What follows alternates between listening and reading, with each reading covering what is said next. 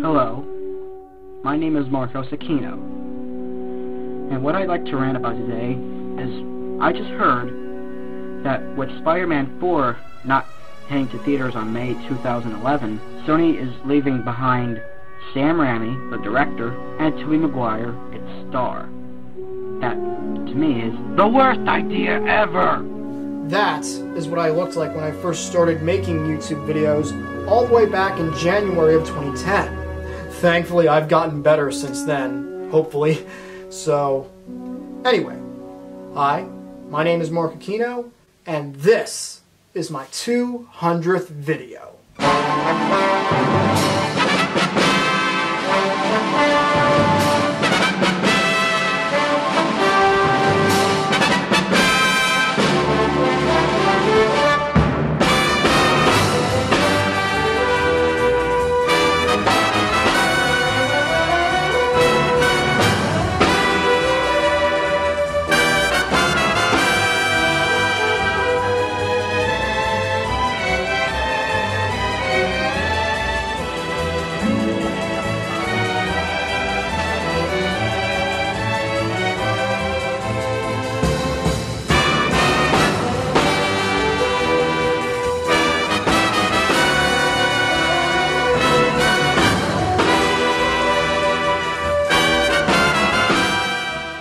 So, what am I going to do for my 200th video? Essentially, three things. First off, I'll be talking about my top 12 favorite movies of all time. Second of all, I'll bring in some special guests and they'll talk about their favorite movie. And third of all, I think that's how it goes, I'll be doing something similar to my Q&A video where I'm going to be answering a bunch of random questions that I found online. Very similar to what fellow YouTuber Jessica Lee did. By the way, you should definitely subscribe to her. I always love watching her videos. She's a lot of fun. And considering how much I'm cramming into this, my 200th video will have to be 2 parts. And I know that seems pretty long, but hey, if they can make 3 movies out of The Hobbit, and the book is not that long, to be quite honest, then screw it. I'm going to make my 200th video 2 parts. So, make yourselves comfortable, get a nice cold drink, get a snack, and get your bedpans ready, because we're going to count down my top 12 favorite movies of all time. Number 12. Oh brother, where art thou? Released in 2000, it was written and directed by brothers Ethan and Joel Coen, the filmmaking duo behind such movies as Raising Arizona, Fargo, The Big Lebowski, No Country for Old Men, and True Grit. Loosely based on Homer's The Odyssey and taking place in 1930s Depression-era Mississippi, it's essentially a road trip movie that tells the tale of 3 convicts. Everett, played by George Clooney, who's the fast-talking hair gel-wearing brains of the 3, Pete, played by John Turturro, who's kind of like the muscle of the group, and the dim-witted but kind-hearted Delmar, played by Tim Blake Nelson. They all escape from a chain gang in search of bank heist loot that the group's leader had buried, but the trio doesn't have any idea of where they're going. The Coen brothers usually have a certain style to their movies, a style that combines thoughtful, eccentric characters, wry humor, and violence that can be kind of harsh, yet somehow quirky at the same time. And a lot of that can definitely be seen here in this movie. The movie is very stylized and over the top, but in a good kind of way. It feels both simple and larger than life at the same time. A lot of that is due to the characters and the environment that the characters are in. The movie also has a gorgeous look to it thanks to director of photography Roger Deakins, who makes it look like something along the lines of an old-fashioned Norman Rockwell painting. It looks warm and inviting, and also large and spacious. The performances of the 3 main characters, Clooney, Turturro, and Nelson, are all great. They work off each other really well. Not to mention the writing is great, the music is fantastic and has a great soundtrack to it, the supporting cast of characters are really good, it all just gels together really well. Not to mention, I'm a sucker for movies that feel old-fashioned, that take place during the 1930s and 40s and so on. If you love stories that are either simple or over the top, or even both, this would be right up your alley. Or if you've never seen a movie made by the Coen brothers, this would be a good place to start. It's an old-fashioned road trip that's worth taking, if you ask me.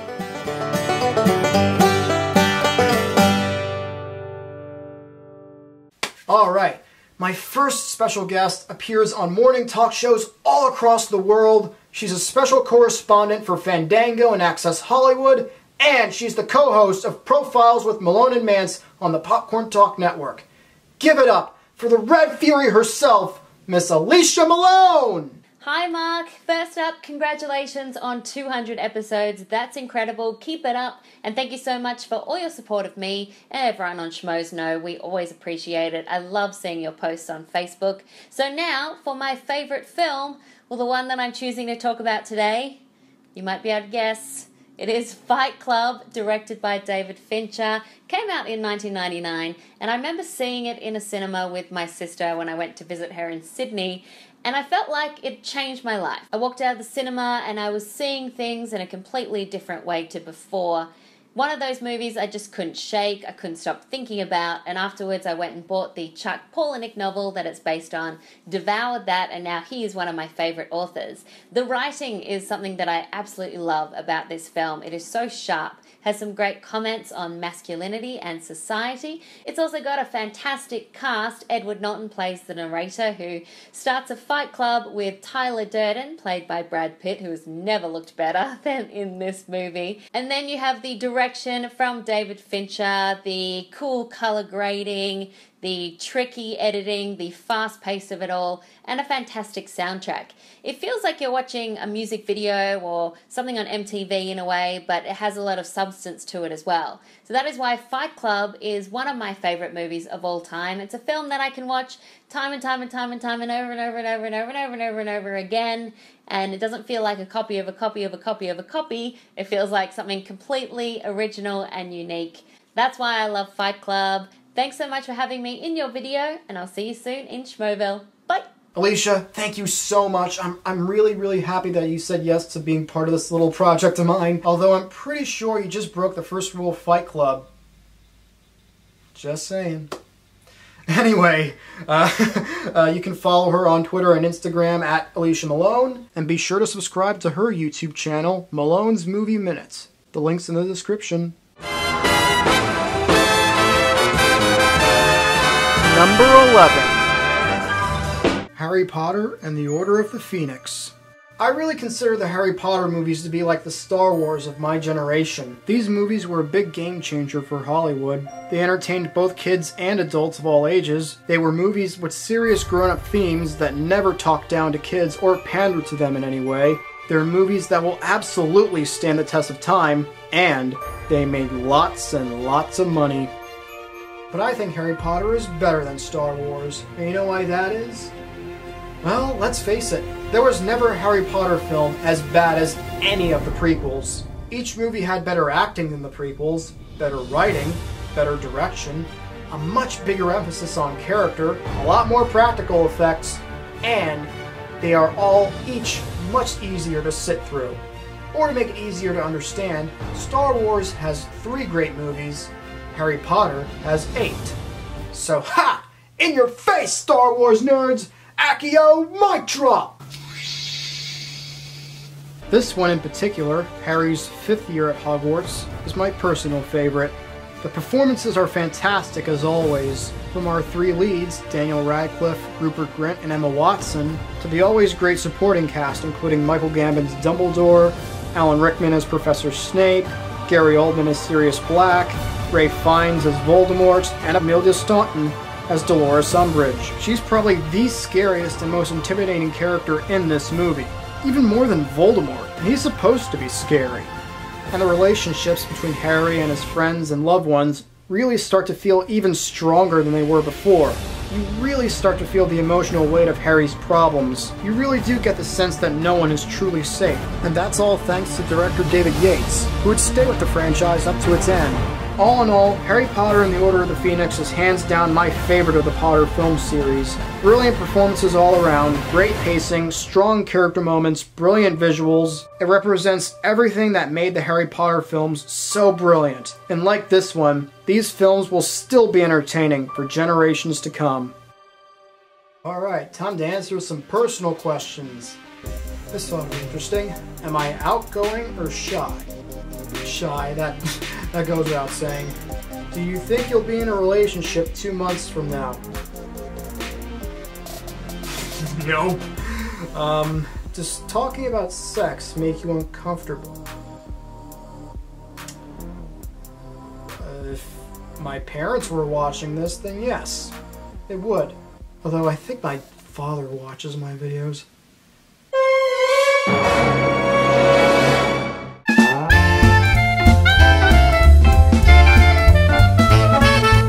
He's a critic for WeLiveFilm.com, and he's a really good friend of mine. Please welcome Zachary Marsh. Hi there, my name is Zach Marsh. I am a reviewer on We Live Film. I have my own personal blog. I do reviews on the side. And considering that this is Marc Aquino's top 12 favorite movies of all time, I was sort of forced to talk about my favorite movie of all time. So I have it here. He's in my house. I want him to leave, but he's not going to leave until I get this footage down. So anyway, my favorite movie of all time is Ferris Bueller's Day Off. This is just... Hold on, I just gotta put this down for a second. Ferris Bueller, to me, is the essential movie. Like, it is the perfect film. You ever watch a movie and you just have nothing wrong with it, no matter how many times you see it, it's always fresh in your mind, it'll always be there. That is what Ferris Bueller is to me. I don't have any problems with it. It is just the essential, perfect movie for me, and that is why it's my favorite movie of all time. Now let's go back to Marc Aquino with his favorite movies of all time. And Mark, get out of my house! Fine! He pushed me out of his house with a broom, like I was some kind of animal. What is this world coming to? Anyway, thanks, Zach. I really appreciate you being part of this. You can follow him on Twitter and Instagram with these two, username, handle, whatever they are. Number 10. Spirited Away. I've said in the past that I'm not a big anime person, but I do have a ton of respect for it, especially when it comes to Studio Ghibli. For anyone who doesn't know about them, Studio Ghibli is like the #1 most beloved Japanese animation studio, and their most well-known director is Hayao Miyazaki. He's like the Steven Spielberg of anime. Released in the US in 2002, the story revolves around a bratty young girl named Chihiro, whose family is moving to a new town. On the way there, they stop at what appears to be an abandoned theme park, but is actually a world filled with spirits. Chihiro wanders off and discovers an enchanted bathhouse, or spa for us stupid Americans, but is warned by a young boy named Haku to turn back before it's too late. She runs back to her parents, only to see they've somehow transformed into pigs. Weird? Yes, but this is Japanese anime we're talking about here, so anything goes. She is then forced by a cruel witch to work at the bathhouse and serve all the weird and strange creatures that pass through it, in order to free herself, save her parents, and escape from the spirit world. Believe me, you don't have to like anime to like this movie. It's one of the most creative animated films you will ever see in your life. The animation is beyond gorgeous, the visuals are extremely inventive, the musical score is fantastic, the story is really well thought out, especially in its many twists and turns. The fantasy of it all is just absolutely something to admire. You really get sucked into the world this takes place in and never want to let go. It's also the second film in history to ever win the Oscar for Best Animated Film. Even if you're not much of a movie fan, but you consider yourself to be a creative person in any way, whether it's through music, or writing, or drawing, or photography, or art, or anything like that, this is something you should absolutely check out, because this is the kind of experience that would really get your creative juices flowing. This is one of those movies that they say is an experience you will never forget, and that is absolutely true. If it's not on your Netflix queue after this video is done, then you gotta make sure that it will be. What do you say during awkward silences? Well, as someone who usually makes the awkward silence happen, well, nothing. Because again, I'm usually the one that causes the awkward silence. Okay, let's find your next one. Would you rather live without TV or music? Damn. I'd have to say music, because I cannot live without Doctor Who, okay? I cannot live without Doctor Who. My next guest is a really cool guy. I've made a few videos with him in the past. Please welcome Darcy Oliver. Darcy Oliver here, making this video exclusively for Marc Aquino's 200th video. So Mark, thank you very much for inviting me to be a part of this project. Marc Aquino, the Time Lord. We actually did for those of you who don't know, did a Doctor Who after show, basically reviewing each of the Doctor Who episodes. as they came up and as they finished of Season 8. I had great fun doing that. So Mark, thank you so much for letting me be a part of it. It was an absolute joy, and I'm so glad you've been able to reach 200 episodes. It's amazing. I'm standing here behind our movie theatre, the Hoyts movie theatre behind me, because one of the things Mark wanted me to do was say what was my favourite movie, and it's a hard question. That's why I thought, actually, you know what? I'm going to go and stand behind the movie theatre. So my favourite movie would have to be a movie that has touched me. I mean, so many movies have, but I mean, my go-to answer would obviously be Star Wars, probably Episode 4 or The Empire Strikes Back. That's probably like my go-to answer, but the real movie that I think has really touched me, really affected me in such a way is the Richard Donner's Superman. Now, I love what Henry Cavill is now doing with the role. The more I watch Man of Steel, the more I enjoy it, but there wasn't a movie like the Richard Donner, Christopher Reeve Superman films that touched me so much when I was a little kid. I think I wore out those VHSs, bought myself a Superman cape and ran around in that for ages when I was about 6 or 7. So it's amazing to the way that film touched me and what Richard Donner was able to do and the effects at the time. Yes, they might not hold up today, but I still watch that movie today and still enjoy it. So I'd have to cheat and probably say 2 answers. One, Star Wars, probably the whole trilogy, and the second one would have to be the Richard Donner Superman. So that is my view of the case. Thank you very much, Marc Aquino, for inviting me to be part of this project. Happy 200 episodes, mate, and good luck for 200 more and well into the future. Thanks, mate, and I'll talk soon. Darcy, buddy, thank you so much. Great choice. I love the first Superman movie. It's a fantastic movie. In fact, if I could make a list of like my top 20 favorites, which, don't worry, I'm not going to do that for here, I'm sure the first Richard Donner Superman would be on that list somewhere. But anyway, follow him on Twitter at DarcyOliver2 and subscribe to his YouTube channel. The link to it will be down in the description, so be sure to do that. Number 9. The Blues Brothers. I'll admit, up until about a couple months ago, I'd only seen this movie about 2 or 3 times, and the more I watched it, the more it started to become one of my all-time favorites. Released in 1980, it stars Dan Aykroyd and John Belushi, who started these characters on Saturday Night Live. It's about 2 Chicago-bred musicians, Jake and Elwood Blues, who need to raise $5,000 to save the orphanage they were raised in, and they intend to do it by reuniting their band. Or as they would put it, we're on a mission from God.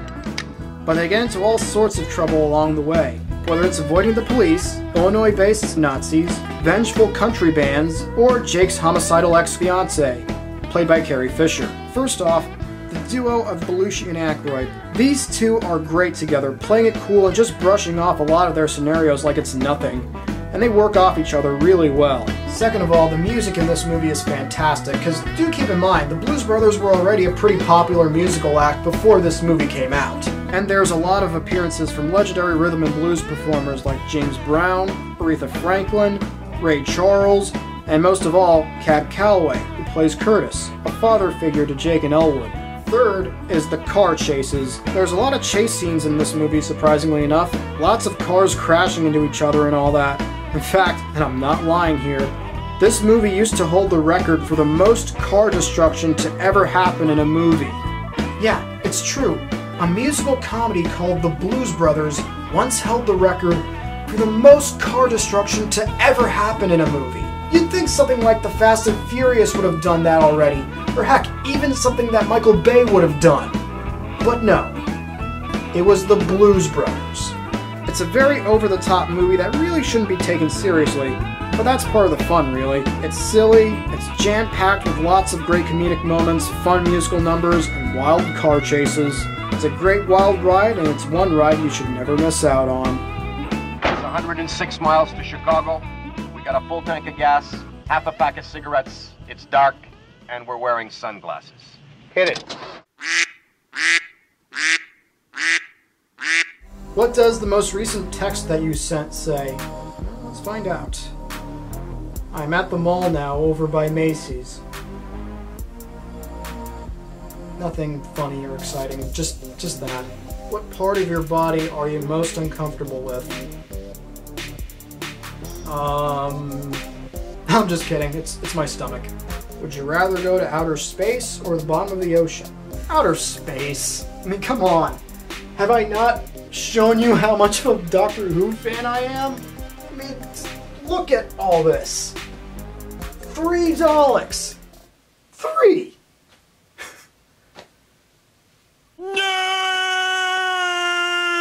Anyway, like I said in the beginning, considering how long this thing became when I started editing this, I'm gonna have to split my 200th into 2 parts, and this would be the end of part 1. But don't worry folks, there'll be more fun on the way with part 2. I'll be talking about numbers 8 to 1 of my top 12 favorite movies of all time. There's going to be more guest stars, including one in particular that I'm really excited for. And I'll be answering more embarrassing questions that I pulled off the internet. Oh man, these were fun to choose. These were really fun to choose. Plus, one of the big advantages for me for making this 2 parts is that I get to break continuity and change my shirt. I say that because I've been filming for the last 5 days now, and just to make it more consistent, I've been wearing the same white button-up shirt. And this thing got pretty sweaty, so with that said, I'm gonna go get myself a change of clothing, and I'll see you guys in part 2 very soon.